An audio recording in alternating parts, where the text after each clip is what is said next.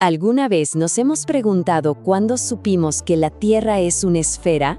Mucha gente piensa que esto fue algo de hace unos 500 años, quizá con Colón o Copérnico. Pero la respuesta es mucho más antigua. Vamos a hacer un viaje a la antigua Grecia para descubrir el origen de una de las ideas más importantes de la historia. Entonces, esa es la gran pregunta. ¿Cuándo se supo realmente? Y esto no es solo un dato curioso, Esto desafía muchas de las ideas que solemos tener sobre el pasado y nos invita a redescubrir la increíble capacidad que tenía la mente humana para ver más allá de lo evidente. Bueno, nuestro viaje arranca en una época en la que el mundo se explicaba con dioses, con monstruos. Vamos a ver ese momento exacto en que la humanidad empezó a dar sus primeros pasos para cambiar el mito por la razón y tratar de crear un modelo de nuestro planeta. Al principio, la idea más intuitiva, lo que veían los ojos, era esto, un disco plano. En los poemas de Homero y Hesíodo, el mundo era así, un disco circular, con un gran río, el océano, fluyendo a su alrededor. Y debajo de todo, pues, el oscuro abismo del Tártaro. Era una visión muy poética, muy poderosa, basada en la experiencia directa de ver un horizonte plano. Pero ojo, porque en el siglo VI a.C., algo cambió de forma radical en Jonia, en lo que hoy es la costa de Turquía. Filósofos como Tales, Anaximandro y Anaxímenes empezaron a buscar explicaciones físicas, no divinas, para el cosmos. Esto fue de verdad una auténtica revolución en el pensamiento. Y aquí es donde vemos el verdadero salto. Tales imaginó un disco flotando en el agua, Anaxímenes uno sostenido por aire. Ambos se apoyaban en algo físico, pero Anaximandro, él dio un paso increíble hacia la abstracción. Propuso un cilindro que flotaba en el centro del universo, no porque algo lo sostuviera, sino por puro equilibrio y simetría. Aunque no acertaron la forma, el método era revolucionario. Estaban usando la lógica para entender el mundo. Pero este enfoque tan físico estaba a punto de dar paso a una idea todavía más potente. El siguiente paso clave no vendría de la observación material, sino del mundo de las matemáticas y la filosofía. Para gente como los pitagóricos, el argumento no era solo lo que se podía ver, era una cuestión de estética, de belleza, un cosmos perfecto, que se rige por la armonía de los números, pues exigía que sus partes tuvieran la forma más perfecta de todas, la esfera. Era casi una conclusión lógica para su visión del universo.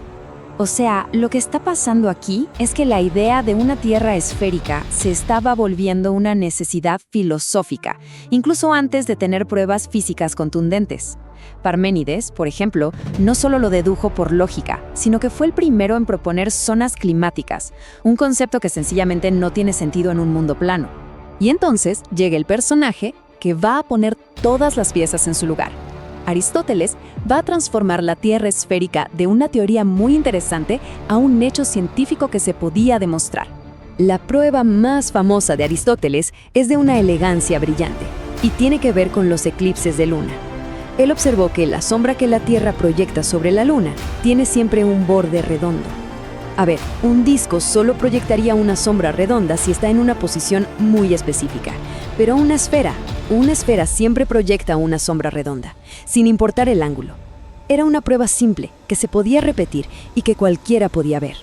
Pero Aristóteles no se detuvo ahí, no. Armó un caso súper sólido con varias líneas de evidencia.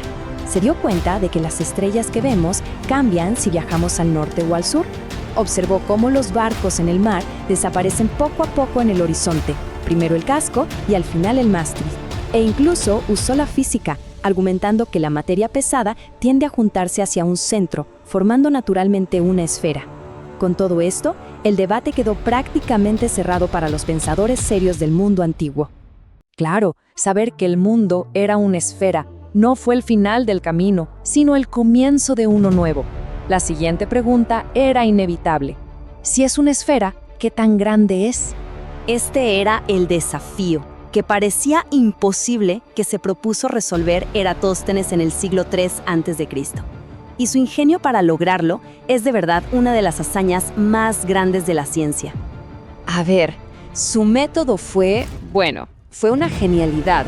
Él sabía que en la ciudad de Siena El día del solsticio de verano, el sol del mediodía estaba justo encima, en el cenit, y no proyectaba sombras. A la misma hora, en Alejandría, midió que el sol proyectaba una sombra con un ángulo de 7.2 grados.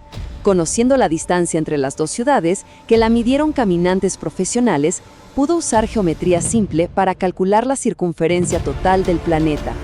Su cálculo final fue de 252.000 estadios, un número monumental, derivado no de la magia, sino de la pura razón, la observación y las matemáticas.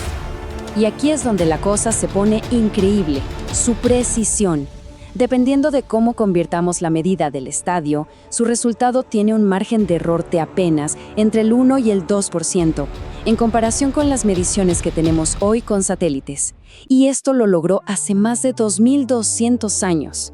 Y este conocimiento, claro, no se quedó ahí guardado. Astrónomos que vinieron después, como Hiparco de Nicea, lo sistematizaron, creando la red de latitud y longitud de 360 grados que usamos hasta el día de hoy, y descubriendo la precesión de los equinoccios, que es ese lento bamboleo del eje de la Tierra.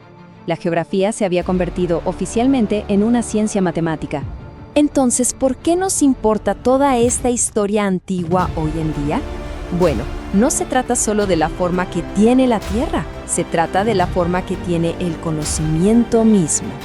Y aquí viene una de las ironías más grandes de la historia. El problema de Colón no era que creyera que la Tierra era plana, para nada. Él sabía perfectamente que era redonda.